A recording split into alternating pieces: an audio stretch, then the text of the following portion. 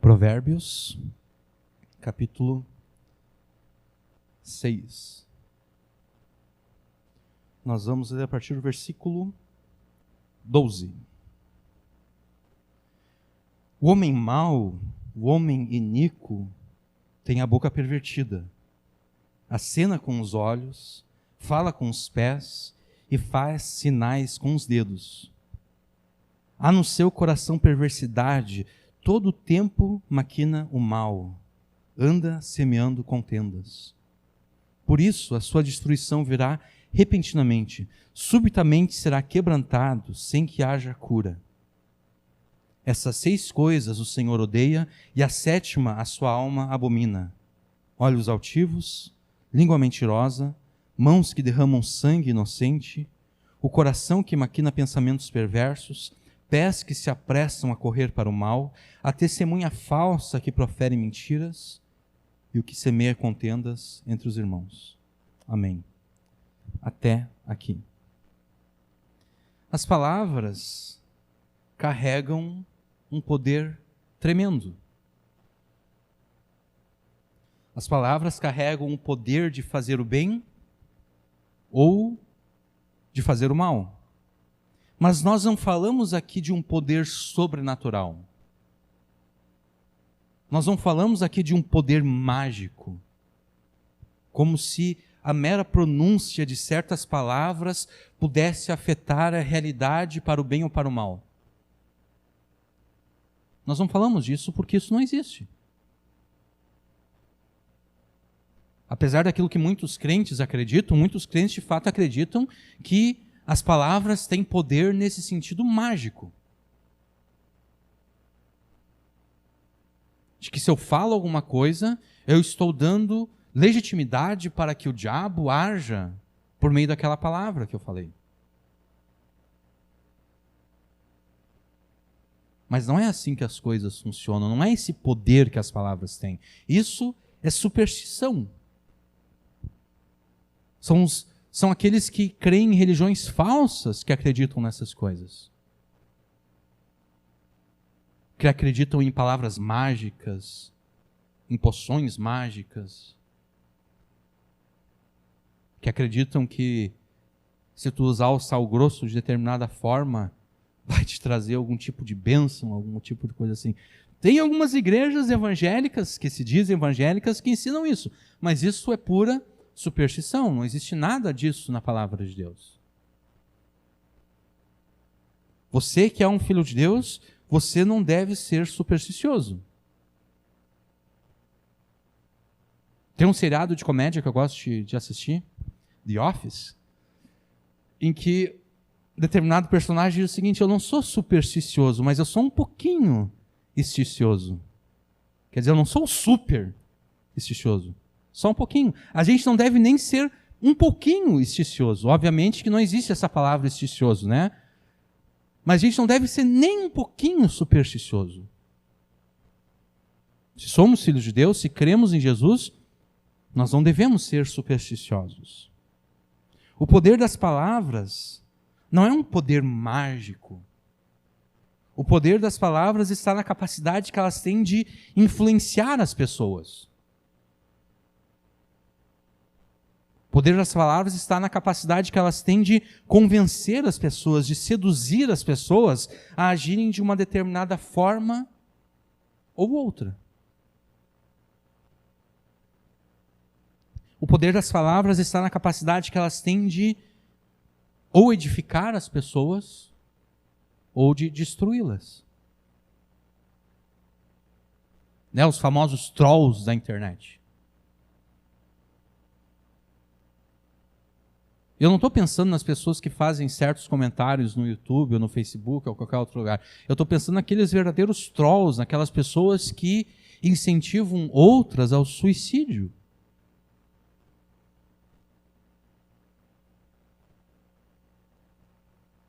Como eu li há algum tempo atrás acerca de... Na minha época de escola não tinha isso, né? Mas hoje tu vai na escola, tem lá a tua turma, é criado um grupo de WhatsApp. Né? E daí tinha lá, juntou umas certas pessoinhas que começaram a incentivar uma menina ao suicídio.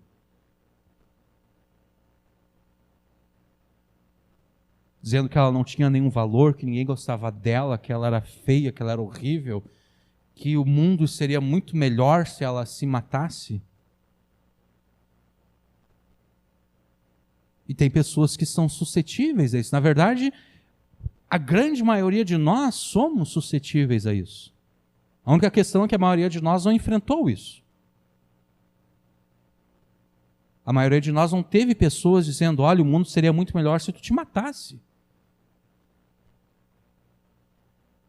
E tem pessoas que, infelizmente, se mutilaram e se mataram. Só porque alguém falou algumas palavras. Nossa, que pessoa fraca. Não, esse é o poder das palavras. As palavras têm o poder de ou edificar alguém ou de destruir uma pessoa. Não é um poder mágico, mas é esse poder que as palavras têm. De edificar ou destruir. São muitos os pecados que usam as palavras que nós falamos uns aos outros. Mas existe um tipo de pecado que por usar apenas as palavras, parece que é inocente demais para nós. É um pecado que só usa palavras, e a gente pensa que é um pecado por demais inocente, mas na verdade o poder deste pecado é destrutivo. É o pecado de gerar intrigas. É o pecado de gerar contendas, é o pecado de gerar discórdias entre as pessoas. E por que esse pecado é extremamente destrutivo? Porque as discórdias destroem famílias inteiras. Acho que talvez todos nós conhecemos certas pessoas que têm problemas na família, em que existem pessoas na família que não se falam. Não se dão. Se tem um aniversário, ou tu convida uma, ou tu convida outra. Tu não pode convidar as duas porque vai dar briga. Elas não se falam, elas não se entendem. As intrigas destroem famílias inteiras. As contendas arruinam amizades de uma vida inteira. A pessoa tinha um amigo que era um amigo de uma vida inteira. E de repente surge uma contenda que estraga aquela amizade. As discórdias têm o poder de causar tragédias tão grandes quanto assassinatos e homicídios. Porque quantas não são as pessoas que foram mortas exatamente por causa de uma briga, de uma discussão, de uma discórdia, de uma rixa?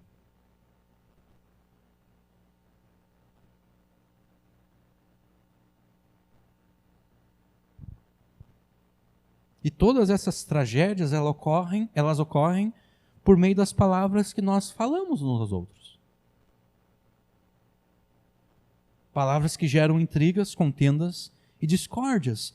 E Deus, não pense que Deus fica indiferente a tudo isso. Deus não fica indiferente a essas coisas. Deus odeia as pessoas que usam as palavras para fazer o mal. Deus abomina essas pessoas que usam as palavras para arruinar famílias, para destruir amizades e até mesmo causar a morte de pessoas por causa de intrigas, contendas e discórdias. Deus odeia essas pessoas, Deus abomina essas pessoas. Como filho de Deus, você não deve e não pode usar as suas palavras para fazer o mal. Você não deve usar as suas palavras para causar intrigas. E você tampouco deve permitir que as palavras de pessoas mentirosas destruam a confiança que você tem nas pessoas que são importantes para você.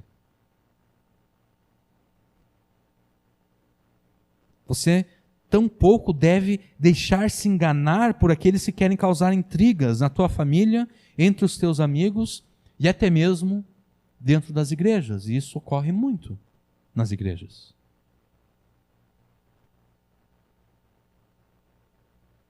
É isso que esses versículos te ensinam. Não use as suas palavras para fazer o mal, porque Deus odeia aos que assim o fazem. De cara, no versículo 12, nós já vemos que as intrigas são criadas por pessoas más. O homem mau, o homem iníquo, tem a boca pervertida.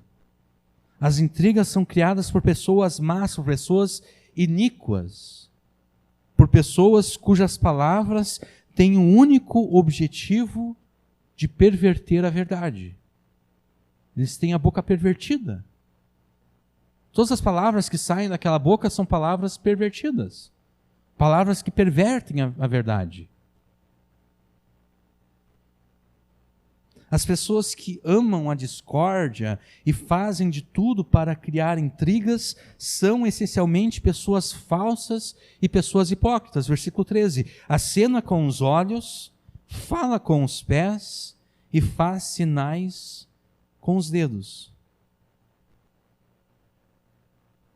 São pessoas falsas, são pessoas hipócritas. As suas palavras dizem uma coisa, mas cada outra parte do seu corpo conta uma outra história. É como se alguém estivesse conversando com você, e ao mesmo tempo que ela está conversando com você, ela olha para o lado e dá uma piscadinha para a pessoa, para uma outra pessoa. Com aquela piscadinha, dando a entender o seguinte: olha, eu tô enrolando aqui, tô mentindo. Ela está conversando contigo e ela faz um sinalzinho para uma outra pessoa, indicando que ela está conseguindo te enganar, que ela está conseguindo te enrolar.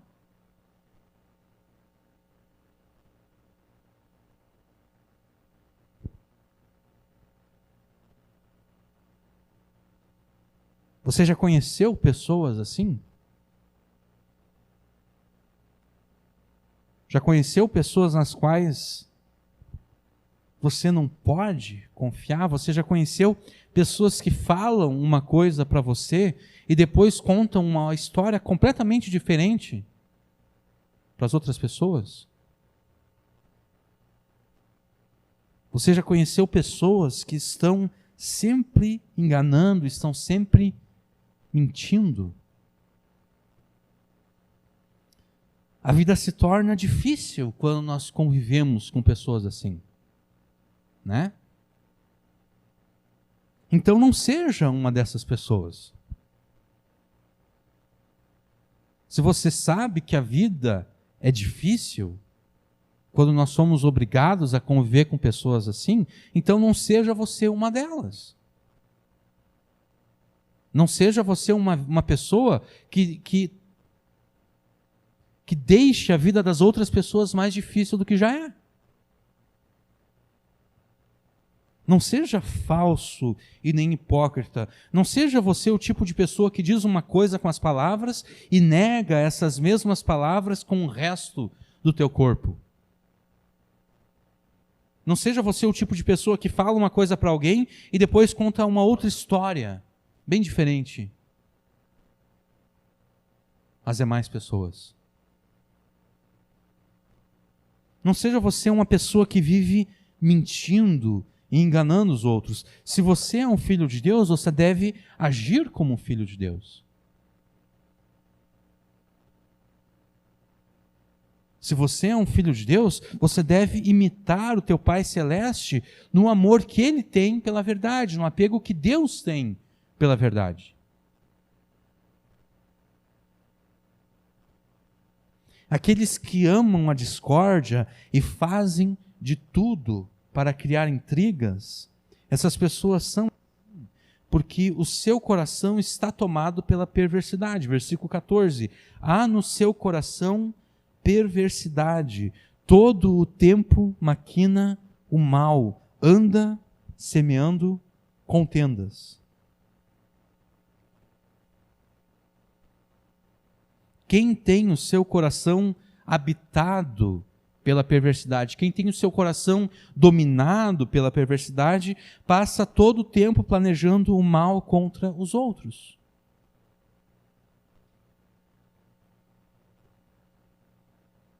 Se a gente voltar para Provérbios, capítulo 4, nós vamos ver uma coisa interessante aqui.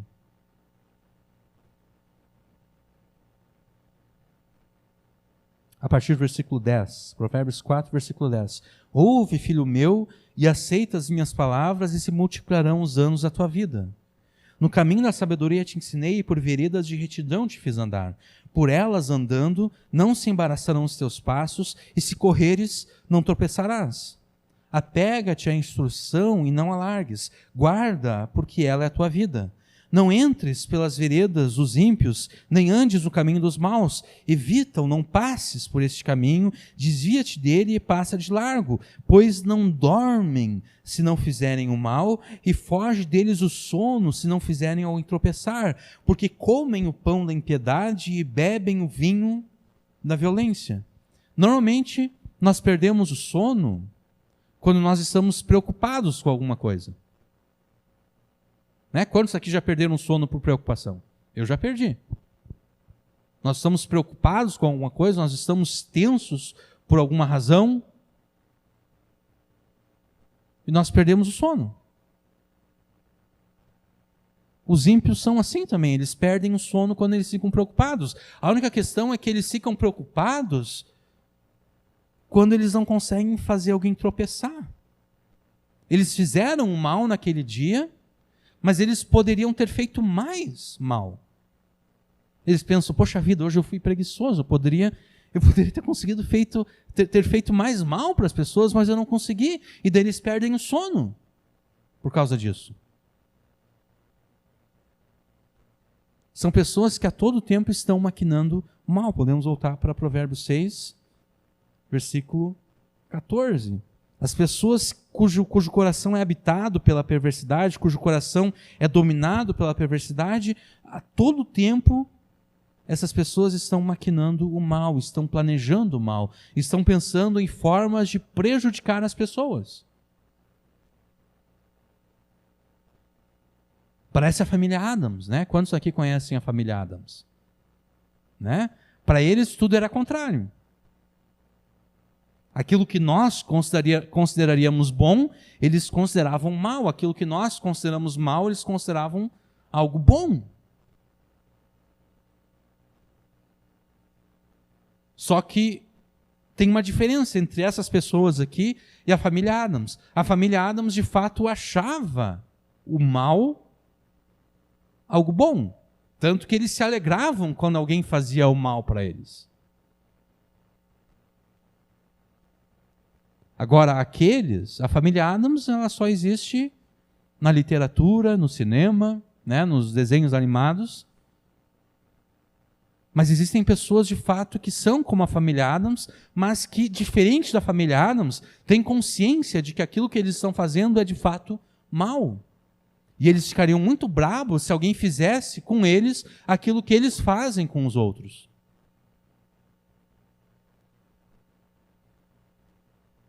Eles ficariam muito irritados se alguém planejasse para eles as mesmas coisas que eles planejam para os outros.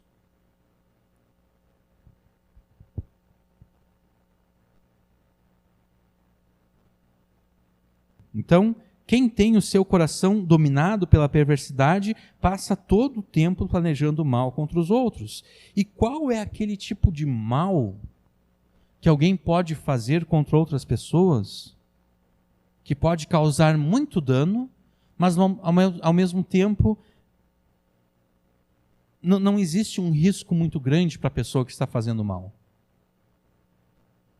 É exatamente as contendas, as intrigas, as discórdias. Por isso que o versículo 14 termina dizendo o seguinte: anda semeando contendas. As pessoas que amam as contendas, que amam as intrigas e as discórdias, são pessoas covardes, são pessoas medrosas. Porque uma pessoa corajosa, quando ela quer fazer um mal contra alguém, ela faz na cara dura. Uma pessoa corajosa, pelo menos, tem, digamos assim, a hombridade, vamos chamar assim, tem a hombridade de fazer o mal na cara dura. De mostrar, ó, só eu que estou fazendo isso aqui contigo. Não é outra pessoa, não foi um mal entendido, é eu que estou fazendo isso aqui contigo.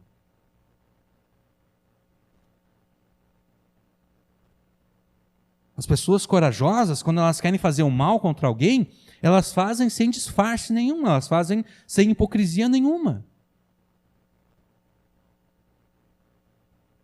Mas os covardes, pela sua própria natureza medrosa e fraca, preferem as palavras falsas, preferem a hipocrisia, preferem o fingimento, preferem a mentira, preferem a distorção da verdade.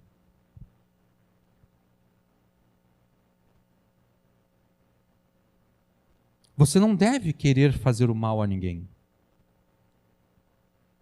Mas se por alguma razão você quiser realmente pecar contra Deus e fazer o mal, pelo menos seja corajoso.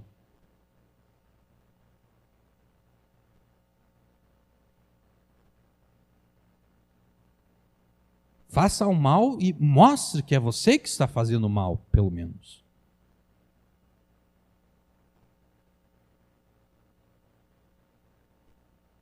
Não seja um covarde. Se você quer fazer o mal, faça o mal de forma aberta.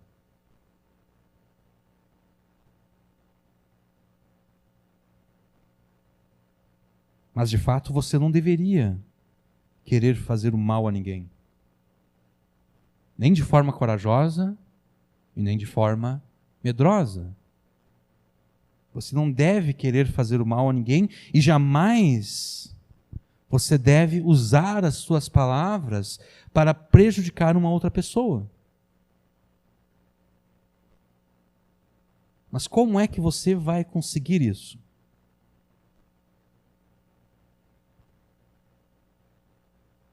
Como é que você vai conseguir não querer fazer o mal a ninguém? Como é que você vai conseguir não usar as suas palavras para prejudicar outra pessoa? Essa pergunta é necessária porque cá entre nós é quase impossível nós não sentirmos ódio e raiva de alguém a ponto de não querer fazer o mal a essa pessoa. É quase impossível isso não acontecer com a gente. É virtualmente impossível nós não sentirmos essa ira, esse ódio, pelo menos uma vez na vida. Mesmo depois de termos sido convertidos a Deus por meio da fé em Jesus.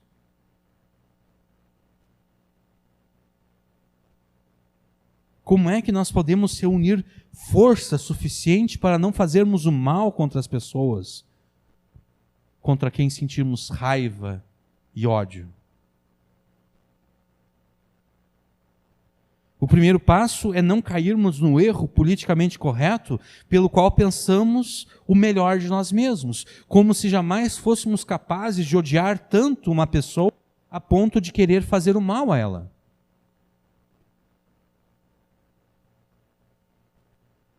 O primeiro erro é sempre pensar, não, eu jamais cometeria um pecado como este. Esse é o primeiro erro.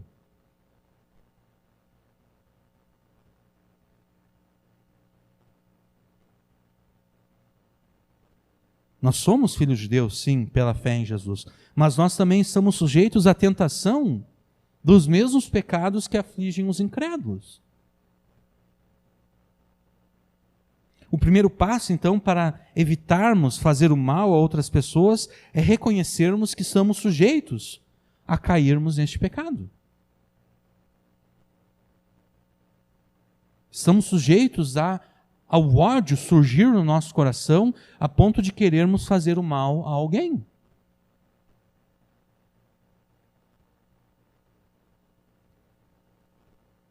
Você consegue reconhecer isso acerca de si mesmo?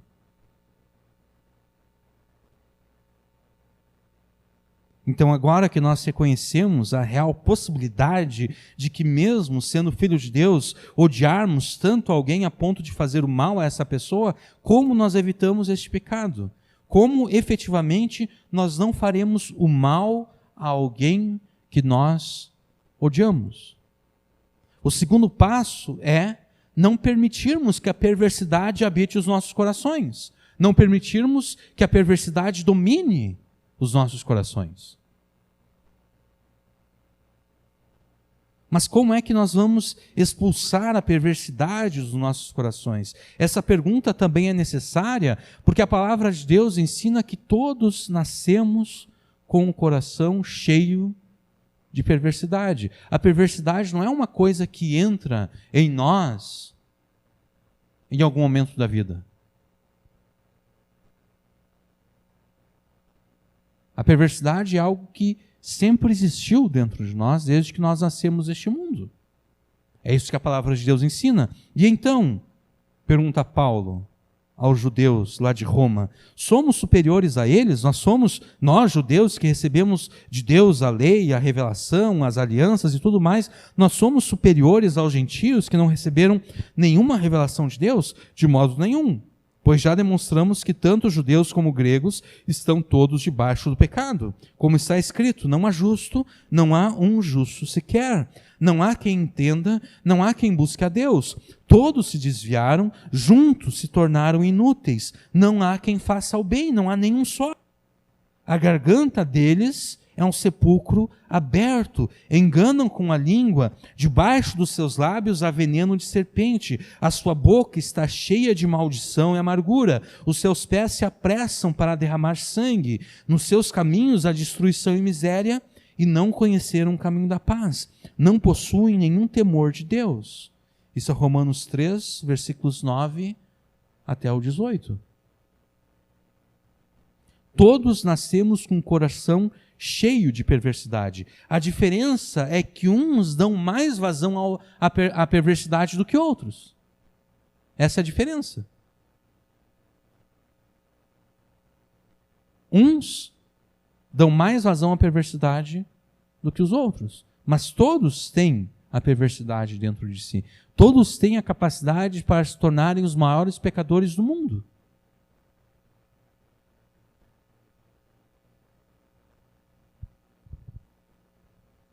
Você consegue reconhecer isso acerca de si mesmo?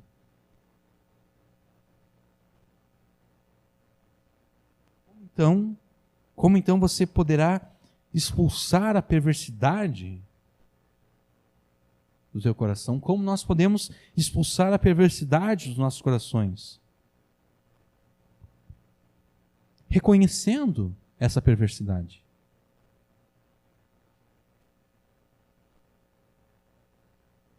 Reconhecendo a perversidade dos nossos corações e confessando essa perversidade a Deus, com arrependimento e fé em Jesus. Depois, mantendo comunhão com Deus por meio da leitura, o estudo da Bíblia e por meio da oração também.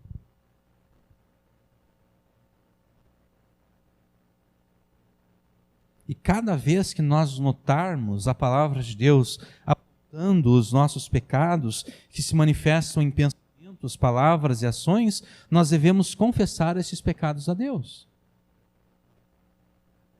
Eu vou repetir isso. Cada vez que notarmos a palavra de Deus apontando os nossos pecados que se manifestam em pensamentos, palavras e ações, nós devemos confessar esses pecados a Deus. É assim que nós expulsamos a perversidade dos nossos corações. E nessa oração, em que nós confessaremos estes pecados a Deus, nós devemos ser absolutamente sinceros com Deus.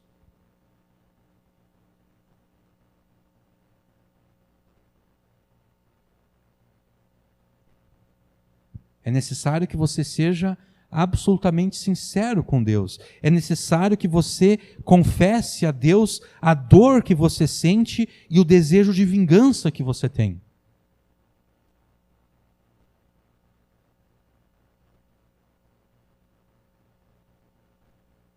É necessário que você confesse a Deus todas as maldades que você gostaria de fazer àquela pessoa. É necessário ser gráfico com Deus nessa oração. É necessário dizer: Senhor Deus, se eu pudesse, eu pegava o pescoço dessa pessoa e apertava até ela cair morta. Se esse é o desejo que você tem, é isso que você deve dizer a Deus na sua oração.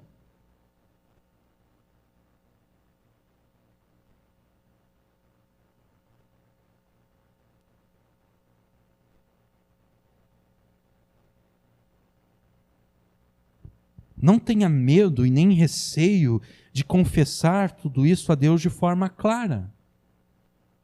Porque Deus sabe tudo isso.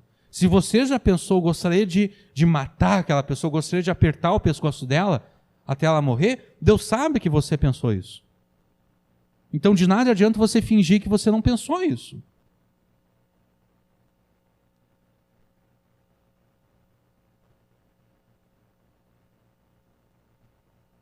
Sendo Deus onisciente, Ele conhece tudo o que está no teu coração. Mas ainda assim é necessário que você confesse e reconheça tudo. Por quê? Porque é a partir dessa confissão sincera, desse reconhecimento gráfico da perversidade do teu coração, é que Deus vai agir em você.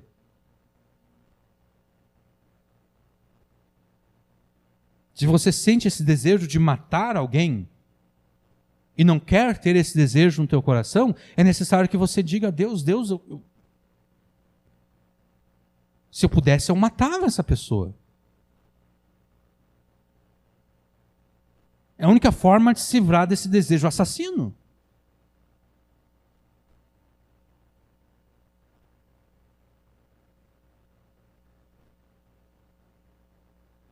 É a partir dessa confissão sincera, desse reconhecimento gráfico da perversidade do teu coração, é que Deus vai agir em você.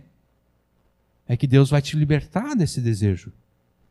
É necessário que você reconheça esse desejo para que Deus liberte você dele. E então rogue a Deus para que Ele faça por você aquilo que você não pode fazer. E aqui a gente pode entender errado. Bom, eu queria esganar aquela pessoa até a morte, então eu vou rogar a Deus para que Ele faça aquilo que eu não posso fazer. Não, não é isso. Rogue a Deus para que você seja transformado à imagem de Jesus. Você não pode se autotransformar à imagem e semelhança de Jesus, mas Deus pode. Então rogue a Deus para que Ele faça por você aquilo que você não pode fazer. Rogue a Deus para que você seja transformado à imagem de Jesus. Rogue a Deus para que você consiga vencer o ódio que você sente. Rogue a Deus para que você consiga vencer a perversidade do teu coração. Rogue a Deus para que no lugar do ódio surjam o amor e a compaixão. Para que no lugar do ódio que você sente por aquela pessoa, você passe a sentir amor por aquela pessoa, você passe a ter compaixão naquela pessoa. Rogue a Deus para que no lugar da perversidade surjam a bondade e a misericórdia. Em vez de você ficar planejando o mal contra aquela pessoa, por meio da perversidade, comece a planejar o bem. Por meio da bondade e da misericórdia. E então levante-se dessa oração e pela fé na resposta de Deus a essa oração que você fez, haja em conformidade com a palavra de Deus. Negue-se a si mesmo. Não se permita experimentar o prazer malévolo de sentir ódio por aquela pessoa, porque o ódio dá prazer. Nós sentimos prazer no ódio.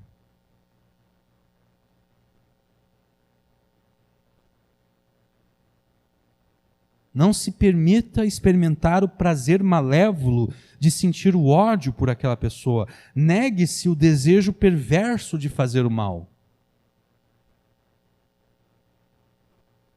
Com fé na resposta de Deus à oração que você fez a Ele, no lugar do ódio, passe a amar o teu inimigo. Passe a amar o teu inimigo e a ter compaixão dele. Com fé na resposta de Deus à oração que você fez a Ele, no lugar da necessidade de fazer o mal a quem você odeia, seja bondoso e seja misericordioso. Te esforce para fazer o bem não apenas às pessoas de quem você gosta. Te esforce para fazer o bem às pessoas de quem você não gosta, aos seus inimigos. Ouvistes o que foi dito, olho por olho e dente por dente. Eu, porém, vos digo, não resistais ao homem mau, mas a qualquer que te bater na face direita, oferece-lhe também a outra. E ao que quiser levar-te ao tribunal e tirar-te a túnica, deixe que ele leve também a capa. E se alguém te obrigar a caminhar 1000 passos, vai com ele 2000. Dá a quem te pedir e não voltes as costas a quem te pedir emprestado. Ouvistes o que foi dito, amarás o teu próximo e odiarás o teu inimigo. Eu, porém, vos digo, amai os vossos inimigos e orai pelos que vos perseguem, para que vos torneis filhos do vosso Pai que está no céu. Porque ele faz nascer o sol sobre maus e bons, e faz chover sobre justos e injustos. Pois se amardes quem vos ama, que recompensa tereis? Os publicanos, os hipócritas, também fazem o mesmo. E se cumprimentardes somente os vossos compatriotas, que fazeis de especial? Os gentios, os incrédulos, também fazem o mesmo. Sede, pois, perfeitos, assim como perfeito é o vosso Pai Celestial. Isso aqui é Mateus 5, versículos 38 ao 48. Muitas pessoas entendem errado esse discurso de Jesus. Jesus não está se contrapondo à lei de Moisés. Jesus está se contrapondo à tradição dos antigos. Porque a tradição dos antigos pegou a lei de Moisés e deu uma interpretação errada à lei de Moisés. Por exemplo, a lei de Moisés realmente diz olho por olho e dente por dente. Isso é justo, isso é correto.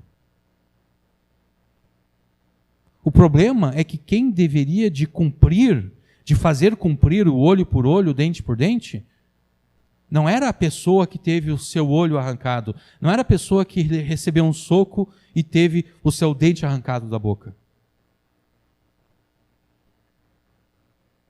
Eram os juízes que deveriam de fazer cumprir isso. Só que a tradição dos antigos pegou a lei de Deus, que é algo bom, e transformou em algo para dar vazão à vingança. Então o Vitor ali pegou uma caneta e enfiou no meu olho. Eu pego uma caneta e enfio no olho dele também. Olho por olho. Dente por dente. Mas aí eu estou dando vazão à vingança. Primeiro é necessário que as partes compareçam diante do juiz para que o juiz determine o que de fato aconteceu. Bom, talvez o Vitor de fato enfiou uma caneta no meu olho. Mas o que eu não contei para ninguém é que eu tentei fazer primeiro. O que eu não contei é que eu primeiro tentei enfiar uma caneta no olho dele. Então, quer dizer, o que ele fez foi por legítima defesa. Isso já muda a história um pouquinho, né? Então, quer dizer, eu não posso usar a lei de Deus como me dando direito à vingança pessoal. Não, é necessário que haja um julgamento, é necessário que provas sejam apresentadas, é necessário que testemunhas possam apresentar o seu testemunho para que a verdade dos fatos seja estabelecida, para de fato determinar se é aplicável o olho por olho e o dente por dente. Só que a tradição dos antigos pegou isso e distorceu. Disse, não, qualquer pessoa pode se vingar. E Jesus está dizendo, não é isso que deve acontecer. Se alguém te ferir, dá ao outro lado. Se alguém te dá um tapa do lado do rosto, oferece ao outro lado. Jesus não está dizendo que o olho por olho, o dente por dente não deve ser seguido. Jesus está simplesmente dizendo que eu não posso usar isso para vingança pessoal. Eu vou oferecer o outro lado, sim, mas eu vou diante do juiz, eu vou dizer, olha, essa pessoa aqui me prejudicou. Daí o juiz vai determinar a verdade. Amarás o teu próximo e odiarás o teu inimigo. Isso aqui não existe na Bíblia. Não existe na Bíblia odiarás o teu inimigo. Lá em Levítico, eu não me lembro agora exatamente qual capítulo, mas ou é capítulo 17, 18, 19, um desses capítulos aí, está escrito lá, amarás o teu próximo como a ti mesmo.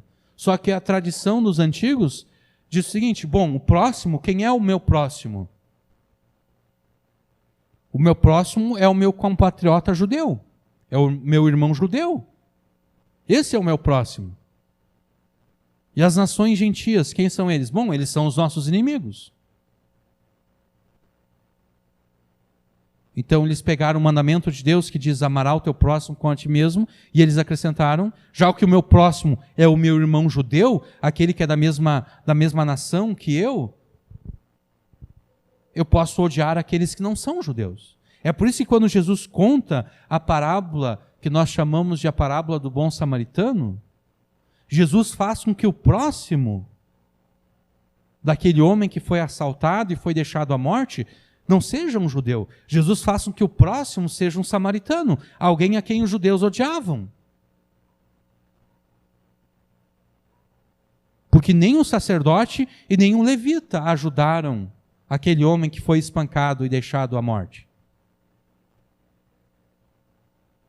O samaritano ajudou. E daí Jesus termina a parábola dizendo: quem foi o próximo daquele homem? Quem foi o próximo daquele judeu que foi assaltado, espancado e deixado para morrer na estrada? O mestre da lei, ele nem consegue responder direito. Ele não diz o samaritano. Ele diz simplesmente aquele que mostrou misericórdia. Mas quem foi que mostrou misericórdia? O samaritano. Então o próximo é qualquer pessoa. O meu próximo é aquele chinês que eu nunca vi na vida e nunca vou ver. Eu nunca vou saber que ele existiu.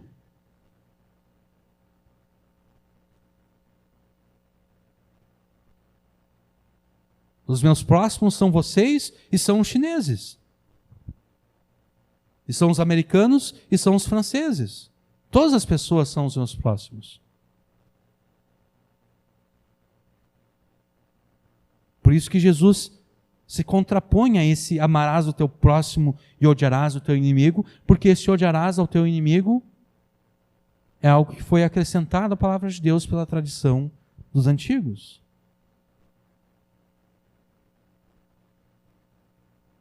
Ouvistes o que foi dito: amarás o teu próximo, odiarás o teu inimigo. Eu, porém, vos digo: amai os vossos inimigos e orai pelos que vos perseguem, para que vos torneis filhos do vosso Pai que está no céu, porque ele faz nascer o sol sobre os maus e bons e faz chover sobre justos e injustos. Pois se amardes quem vos ama, que recompensa tereis? Os publicanos também não fazem o mesmo? E se cumprimentardes somente os vossos compatriotas, somente os teus irmãos judeus, que fazeis de especial? Os gentios também não fazem o mesmo? Sede, pois, perfeitos, assim como perfeito é o vosso Pai Celestial.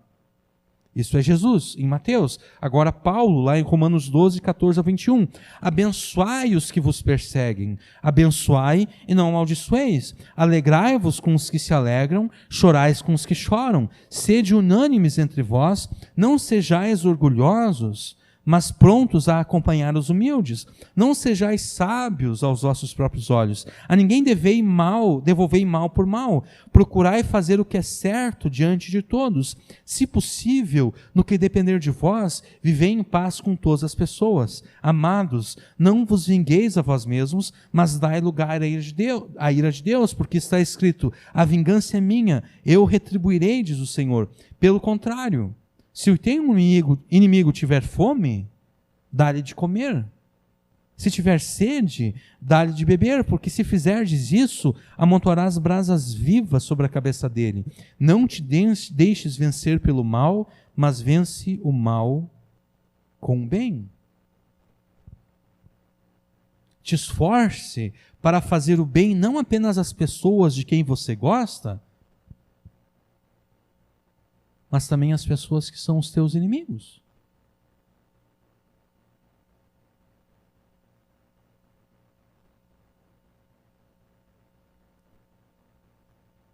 E não é fácil fazer isso.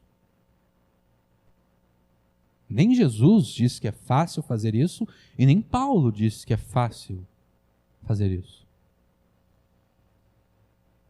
Não é nada fácil cortarmos na carne esse desejo perverso por vingança e por fazer o mal as pessoas que são nossas inimigas, as pessoas a quem nós odiamos. Mas pelo poder do Espírito Santo, nós temos essa capacidade de mortificarmos o pecado, de fazer o mal a quem nós odiamos. E à medida em que, pelo poder do Espírito Santo, a palavra de Deus e a oração habitarem e dominarem os nossos corações, todas essas coisas elas vão se tornar mais fáceis e mais naturais em nós. E então nós notaremos que aquele ódio que nós sentíamos, ele simplesmente desapareceu. Não existe mais aquele ódio. Todo aquele desejo de fazer o mal não existe mais. E então, não tendo mais o desejo de fazer o mal, tampouco teremos o desejo de usar as nossas palavras para o mal.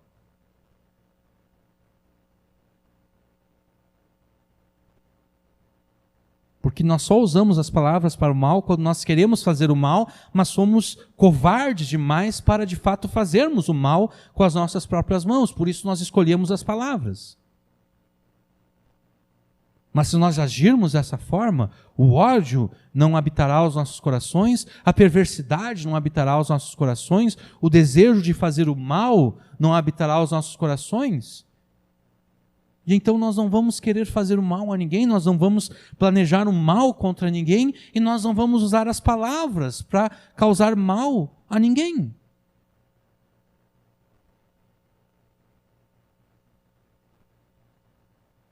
Não tendo mais o desejo perverso de fazer o mal, não usaremos as nossas palavras para criar intrigas e contendas.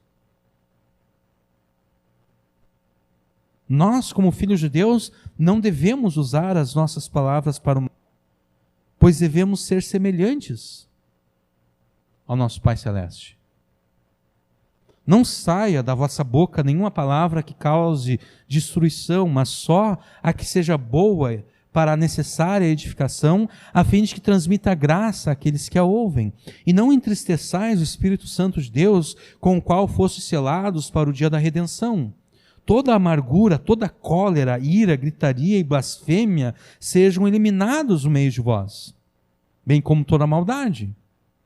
Pelo contrário, sede bondosos e tende compaixão uns para com os outros, perdoando aos outros, assim como Deus os perdoou em Cristo. Portanto, sede imitadores de Deus como filhos amados. Isso é Efésios 4, versículo 29, até o versículo 1 do capítulo 5. E por que isso?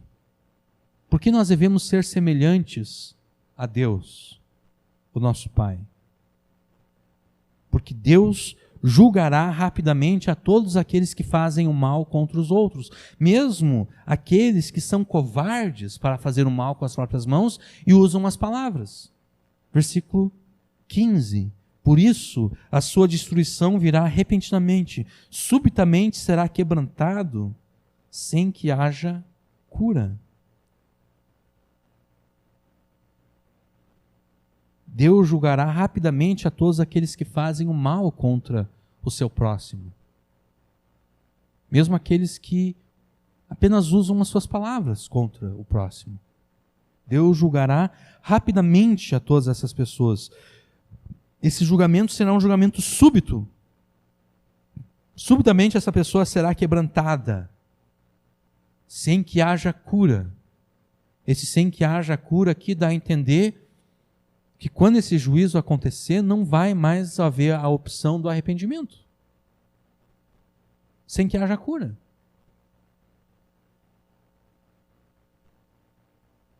O juízo de Deus vai vir rápido e vai vir de tal forma que aquela pessoa jamais vá se arrepender dos seus pecados. Não haverá cura para ela. E a razão pela qual Deus julgará dessa forma aqueles que fazem o mal contra os outros é simples. Deus odeia e abomina a todos que fazem o mal ao próximo. Versículo 16. Essas 6 coisas o Senhor odeia e a 7ª a sua alma abomina.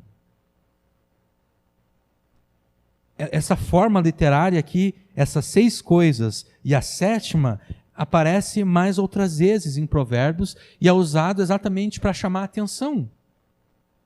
Muitos entendem que existe um grau de envolvimento aqui no pecado. O primeiro pecado é um pecado mais inocente, o segundo já não é mais tão inocente assim, vai indo, até que chega naquele 7º, no qual a alma de Deus abomina. Essas 6 coisas o Senhor odeia, e a 7ª, a sua alma abomina. Deus odeia e abomina a todos aqueles que, mesmo sendo medrosos e covardes, para fazer o mal na cara dura, usam as palavras para fazer o mal contra outras pessoas. Deus odeia e abomina a essas pessoas. Tá, mas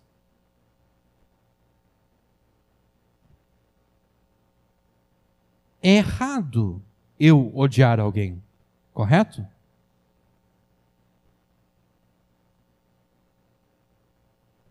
A palavra de Deus diz que eu não devo odiar ninguém no meu coração.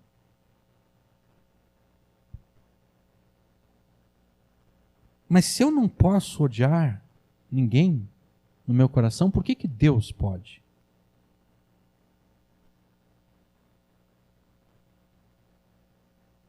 Se é pecado para nós odiarmos qualquer pessoa, mesmo aquelas pessoas que merecem o nosso ódio, mesmo aquelas pessoas que de fato são más, se é pecado eu odiar essas pessoas no meu coração, por que Deus odeia essas pessoas? Por que não é errado para Deus odiar essas pessoas? Por acaso Deus não é amor?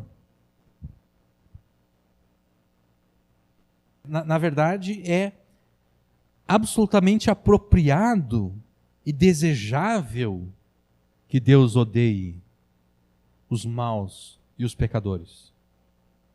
Não é algo inapropriado para Deus, não é algo não desejável. É algo apropriado e desejável que Deus odeie os maus e os pecadores. E você deve estar se perguntando, como assim? Pense por um momento. Deus, por meio de Jesus, vai julgar o mundo. Certo? Jesus julgará os vivos e os mortos, os grandes e os pequenos, no juízo final. O que diríamos se Deus, se Jesus, no juízo final, fizesse com que os maus e os bons recebessem o mesmo destino? Deus não seria injusto se não fizesse distinção entre aqueles que fizeram bem, imitando a Ele, e aqueles que fizeram mal? Deus não seria injusto? Se houvesse um juiz hoje, em que fosse apresentado diante dele 2 pessoas, e o Ministério Público apresentasse todas as provas que eles têm contra aquelas pessoas, e ficasse provado que uma delas é inocente e outra é culpada, se aquele juiz sentenciasse as 2 pessoas à prisão, ele não seria um juiz injusto? Ele estaria colocando na prisão um culpado, isso está correto, mas ele também estaria colocando na prisão uma pessoa inocente, o que estaria errado. E se ele inocentasse as 2 pessoas, também seria injusto, porque ele estaria declarando inocente aquele que de fato é inocente, mas ele estaria declarando também inocente aquele que é culpado. Então é injusto um juiz que coloca, que dá a mesma destinação a pessoas que são justas e injustas. Esse é um juiz injusto.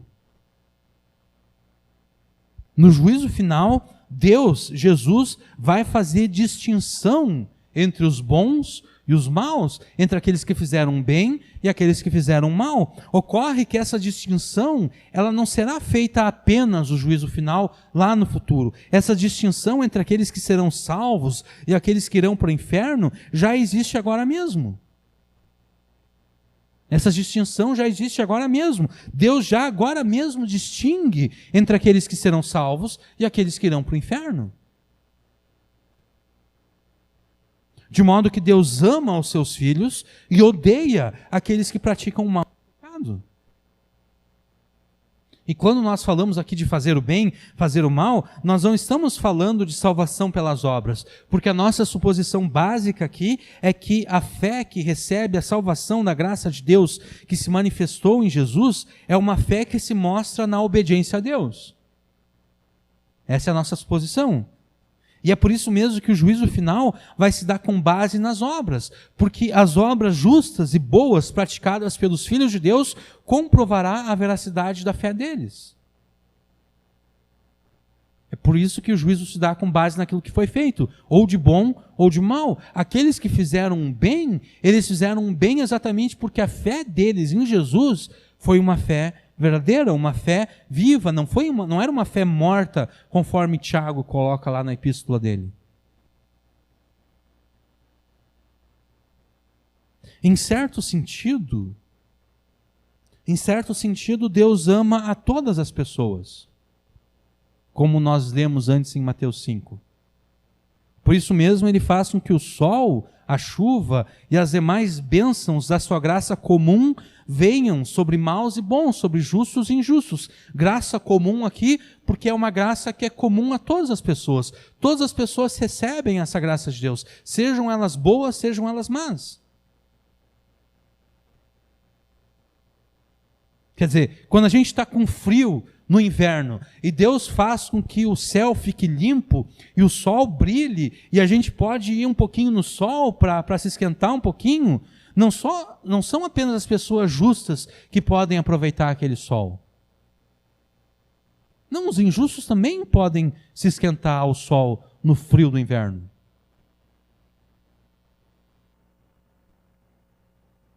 E quando está aquele calorão no verão, que a gente não aguenta mais, e Deus faz vir aquela tempestade forte, que refresca um pouco, não são apenas os justos que são refrescados pela chuva, os injustos também.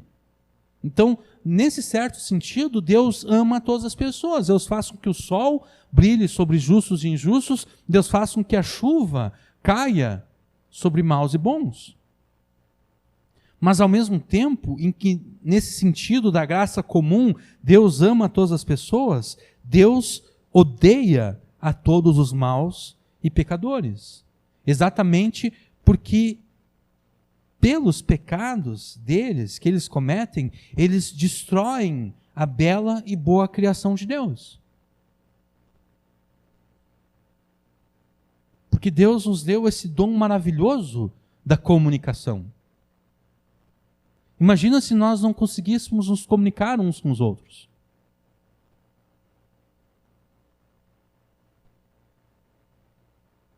Nós viveríamos isolados.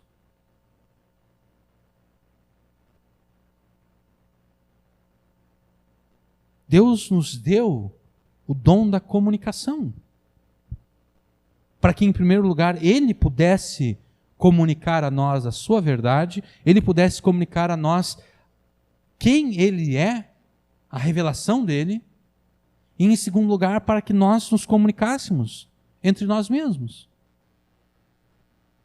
Só que quando eu uso as minhas palavras para fazer o mal, quando eu uso as minhas palavras em vez de edificar, em vez de edificar as pessoas, para destruir outras pessoas, eu estou destruindo esse dom que Deus nos deu. Eu estou destruindo esse dom que Deus nos deu de nos comunicarmos uns com os outros. Em vez de usar esse dom para o bem, eu estou usando ele para o mal.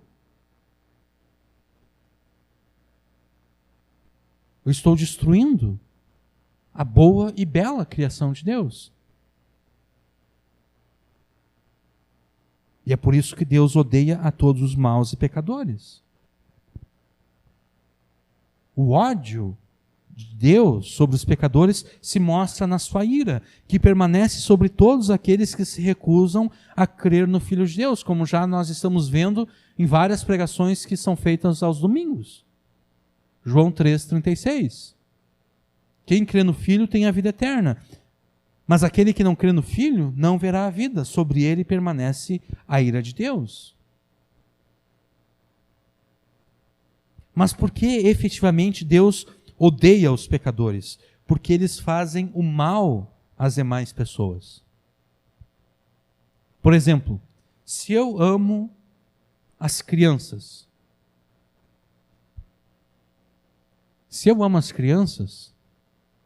eu devo odiar os pedófilos, correto? Porque os pedófilos fazem mal às crianças. Se eu amo as mulheres, eu devo odiar os estupradores.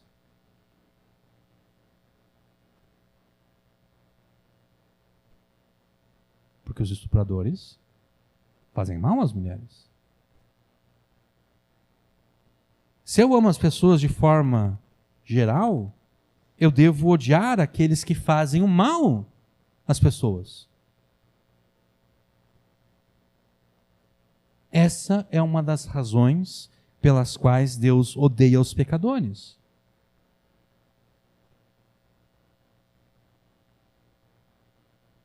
Na verdade, das duas razões pelas quais Deus odeia os pecadores, essa é a menor delas. A segunda e maior razão é a seguinte: Deus é absolutamente bom e perfeito.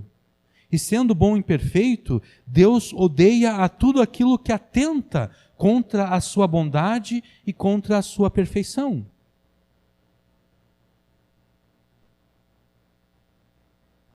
Deus é absolutamente bom e perfeito, e sendo bom e perfeito, ele deve odiar a tudo aquilo que atenta contra a bondade dele, ele deve odiar a tudo aquilo que atenta contra a perfeição dele. E por isso mesmo, todos nós temos a necessidade de recebermos a salvação pelo Evangelho de Jesus, porque todos nós atentamos contra a bondade de Deus, todos nós atentamos contra a perfeição de Deus. Todos nós temos necessidade de sermos salvos. O Filho de Deus se fez homem e viveu a vida perfeita neste mundo em completa obediência ao seu Pai, obedecendo na sua vida a Deus em todas as coisas, até mesmo na morte. Oferecendo a sua vida em sacrifício a Deus para a salvação dos pecadores. E nós recebemos a justiça da vida perfeita de Jesus e o perdão dos nossos pecados quando, com arrependimento e fé em Jesus, confessamos a Deus os nossos pecados e a necessidade de sermos salvos por Ele. A partir deste momento decisivo, Deus passa a nos aceitar como filhos seus, Deus passa a nos tratar como filhos seus, nos estendendo sempre o seu amor gracioso e misericordioso. A partir desse momento decisivo, a ira de Deus passou de sobre nós. E sobre nós repousa apenas o amor de Deus.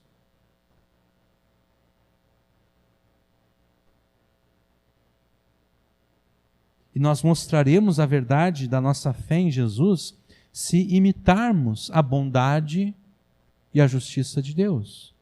A bondade e a justiça de Jesus. Mostraremos a veracidade da nossa fé em Jesus se lutarmos em nós mesmos contra os pecados que Deus odeia.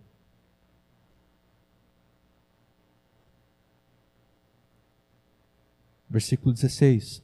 Essas 6 coisas o Senhor odeia, e a 7ª a sua alma abomina: olhos altivos, língua mentirosa, mãos que derramam sangue inocente, o coração que maquina pensamentos perversos, pés que se apressam a correr para o mal, a testemunha falsa que profere mentiras, e o que semeia contendas entre os irmãos. Nós mostraremos a veracidade da nossa fé em Jesus se lutarmos em nós mesmos contra estes pecados que Deus odeia. Por isso mesmo, jamais seremos arrogantes, jamais teremos olhos altivos, jamais pensaremos que somos mais do que os outros. E por isso temos o direito de fazer o mal contra as outras pessoas. Ou se somos covardes, temos o direito de usarmos as nossas palavras contra as outras pessoas. Porque não seremos arrogantes. Não seremos orgulhosos, não teremos olhos altivos, não olharemos para os outros como se nós estivéssemos numa posição mais elevada. Pelo contrário, seremos humildes de espírito, porque destes é o reino dos céus. Jamais seremos mentirosos. Olhos altivos, língua mentirosa.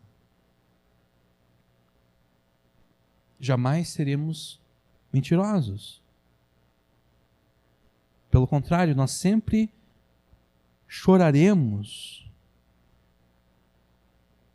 quando lembrarmos das mentiras que contamos enquanto ainda éramos incrédulos. Nós choraremos as mentiras que um dia nós contamos e nós choraremos as mentiras dos outros e seremos consolados. Por isso mesmo também, jamais faremos nada que cause a morte de uma pessoa inocente, seja pelas nossas mãos, seja pelas nossas palavras.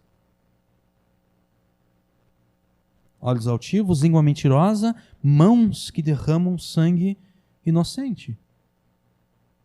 Porque, como nós dissemos antes, muitas vezes as rixas, as discórdias, elas acabam em morte, acabam em assassinatos, acabam em homicídios.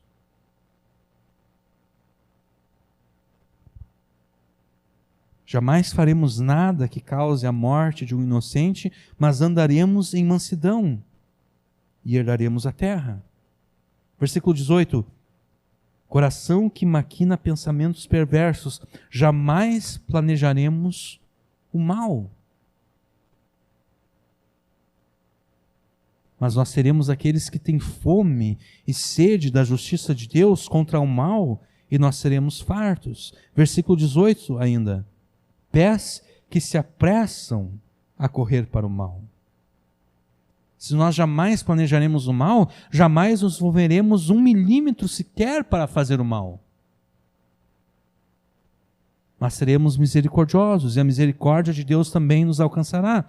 Versículo 19. A testemunha falsa que profere mentiras. Jamais testemunharemos com falsidade e mentira. Mas sempre falaremos com sinceridade, conforme a pureza com que o Espírito Santo limpou os nossos corações, e veremos a Deus. Versículo 19 ainda. Aquilo que Deus abomina, e o que semeia contenda entre os irmãos. Jamais levaremos intrigas e contendas entre as pessoas. Pelo contrário, nós seremos pacificadores e seremos assim chamados filhos de Deus.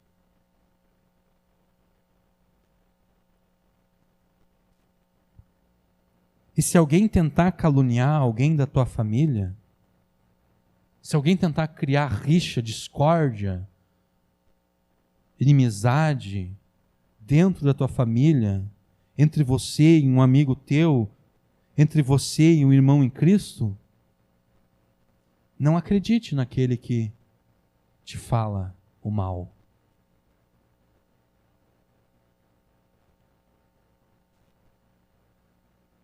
Pegue o caluniador e leve o caluniador diante da pessoa que ele está caluniando. Tem alguém falando mal de determinada pessoa para você. Peraí, vamos lá então, vamos na casa dessa pessoa. Vamos resolver isso. Se essa pessoa de fato fez isso, vamos lá tratar com ela.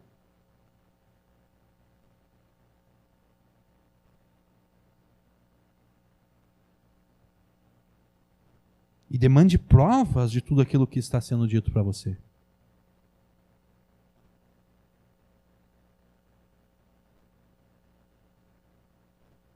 Não acredite simplesmente como um inocente útil. Pegue o caluniador, leve diante da pessoa que ele está caluniando e confronte os dois. Diz, olha, a gente não vai sair daqui enquanto resolvermos isso.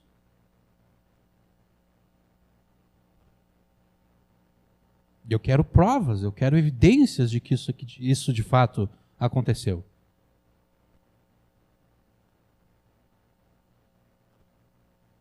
Proteja a tua família, proteja os teus amigos e proteja a igreja daqueles que querem fazer o mal, porque, acreditem ou não, essas coisas acontecem dentro das igrejas. Um irmão falando mal do outro,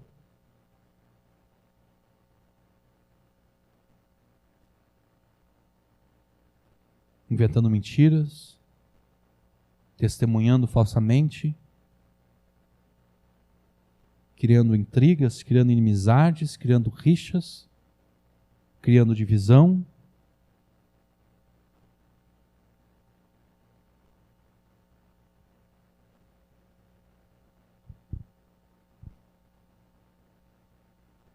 Proteja a tua família, os teus amigos e a igreja daqueles que querem fazer o mal, mas são covardes demais para fazer o mal na cara dura e por isso preferem a mentira, preferem o engano, preferem a falsidade e a hipocrisia. Como um filho de Deus, você não pode e não deve usar as suas palavras para fazer o mal. E tampouco você deve permitir que as palavras de pessoas mentirosas destruam a confiança que você tem nas pessoas que são importantes para você. Você não deve usar as suas palavras para causar intrigas e você tampouco deve deixar-se enganar por aqueles que querem causar intrigas na tua família, entre os teus amigos e até mesmo dentro da igreja. Não seja cúmplice daqueles que querem causar intrigas. Não seja um inocente útil.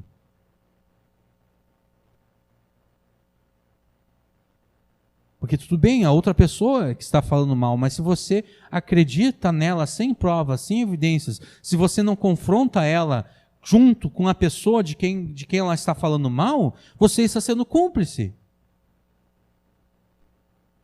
Você está sendo um inocente útil. Ou como alguns gostam de dizer, você está sendo um idiota útil.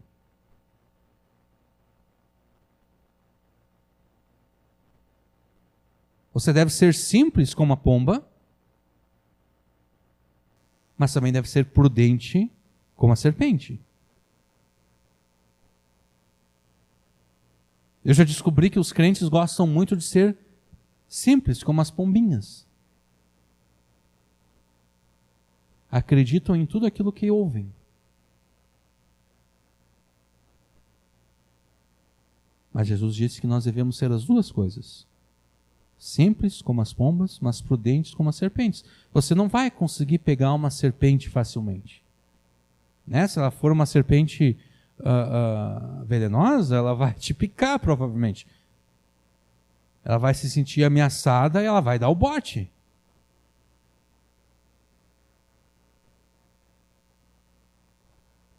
Você deve ser assim também. Ao menor sinal de ameaça, você deve pensar, opa, o que está acontecendo aqui? Por que essa pessoa está dizendo essas coisas para mim?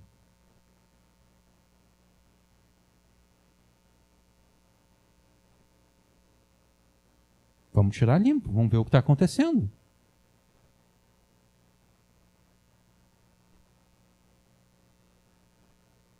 Não seja cúmplice daqueles que querem causar intrigas, porque Deus odeia a essas pessoas.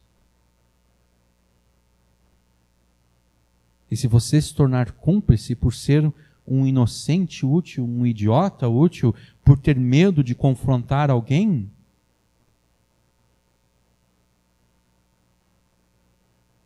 você vai acabar recebendo a ira de Deus também.